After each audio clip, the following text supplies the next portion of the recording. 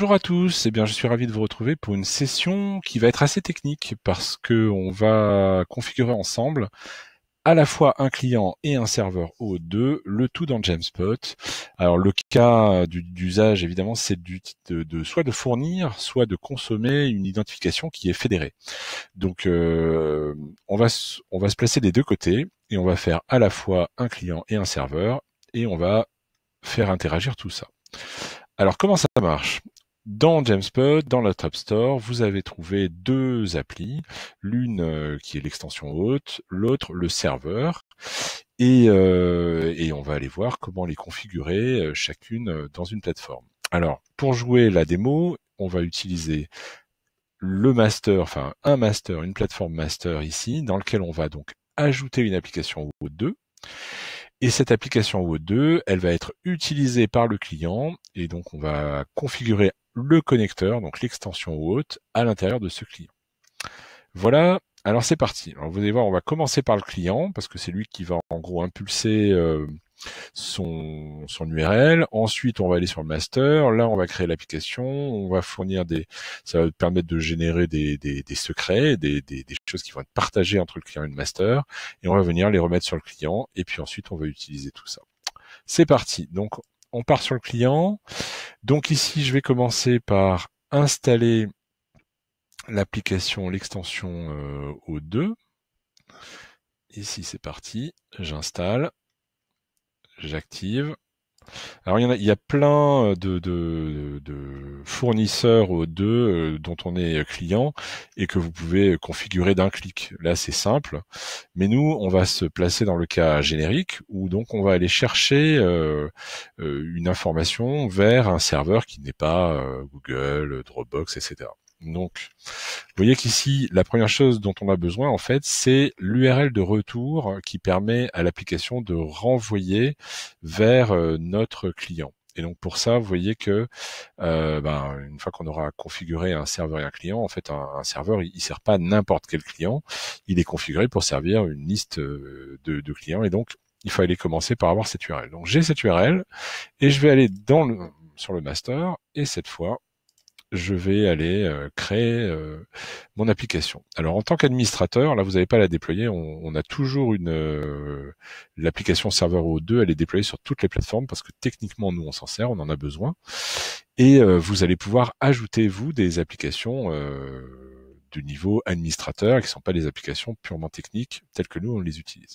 Alors, je vais publier pour moi seul, je serai le seul à pouvoir modifier cette application. Mais par contre, l'ensemble des utilisateurs pourra l'utiliser. Là, on parle bien de configuration. Donc, mon login pour client. Voilà, ça c'est le titre de mon application. Je vais lui donner un client ID. Voilà, un client ID, c'est très bien. Le secret va être tout à l'heure généré automatiquement. L'URL de redirection, voilà, que j'ai copié. Et ici, alors une petite subtilité, parce qu'on a deux modes d'autorisation. Soit l'utilisateur devra accepter l'application. Donc chaque utilisateur doit accepter l'application. C'est ce qui se passe sur vraiment les grandes plateformes grand public.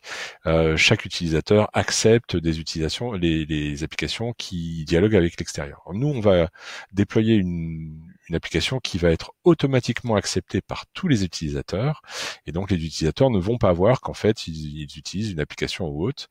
Ça va être automatique. Donc voilà, je publie cette nouvelle application et je vais aller chercher son secret puisque j'ai besoin tout de suite de son secret pour le déployer sur le client. Donc je copie le secret, je viens sur le client, je colle le secret, je reprends le client ID aussi, voilà, je copie le client ID, voilà.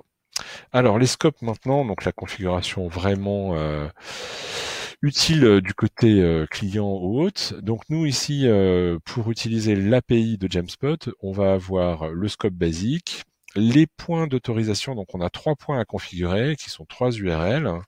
Alors vous voyez, donc voilà, j'ai déjà utilisé le master hôte pour pour d'autres démos. Donc je vais retrouver l'URL. Vous voyez que c'est l'URL du master, suivi de hôte de serveur, suivi de authorize. Et ensuite, on va avoir la même chose pour le token. Voilà, donc l'URL du serveur, hôte de serveur, token.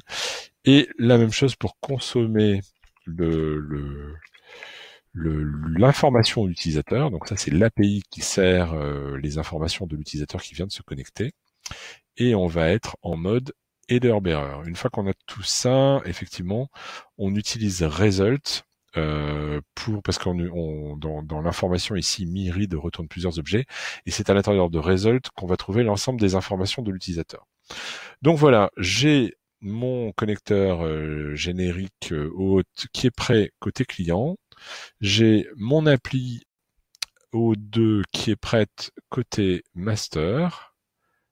J'enregistre tout ça. Il n'y a plus qu'à essayer. Et donc je vais me mettre dans Firefox, voilà, où voilà, je suis délogué sur le client, je suis délogué sur le master. Je vérifie. Voilà, a priori je suis bien délogué sur le master. Donc je vais revenir sur le client. Et je vais, alors, donc, sur le client, je vais pouvoir me loguer soit en fournissant le login password du client, soit en utilisant le connecteur générique que nous venons de configurer. Donc, je vais cliquer sur le connecteur générique. Et donc, voilà, je suis redirigé sur le master qui va me demander à me loguer. Alors, je vais me loguer sur le master. Voilà, je fournis mes informations. Je me log. Et là, vous voyez que je suis directement redirigé sur le client. Voilà. Et je suis logué avec les informations qui ont été fournies par le master, en fait. C'est le master qui m'a identifié et qui a fourni les informations utiles pour me loguer à mon client. On utilise, nous, le mail comme étant la clé, en fait, qui permet de partager des comptes entre diverses plateformes. Voilà, vous pouvez aussi, si vous le désirez, sur le côté client, dire que vous utilisez vraiment un SSO, c'est-à-dire que finalement, pour tout client qui n'est pas logué, vous allez directement le loguer par votre master. Voilà, ça pourrait être une configuration possible. Donc, si je mets à jour, je vais aller sur mon client et donc là, je suis revenu sur Firefox. Je vais me déconnecter.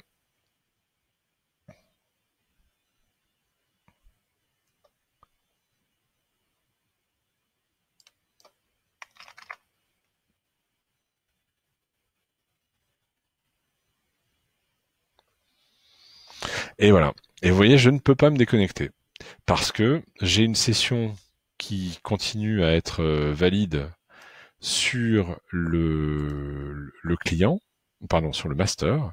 Et donc, à chaque fois que je vais me déconnecter, je vais être reconnecté de façon automatique par le master. Donc, si je veux pouvoir me déconnecter vraiment, il va falloir donner l'URL du master qui permet de déconnecter les gens. Alors, on y va. On va la fournir.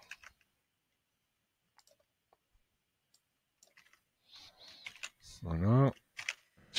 Égal logout. Voilà. Je vais mettre à jour. Je reviens sur Firefox pour regarder comment ça va se passer cette fois. Donc, je vais me déconnecter. Vous voyez que là, je suis envoyé sur le master. Et cette fois, je vais me déconnecter du master. Et donc, cette fois, je suis vraiment déconnecté. Et je suis vraiment déconnecté sur l'ensemble de la fédération qui gère mon identité.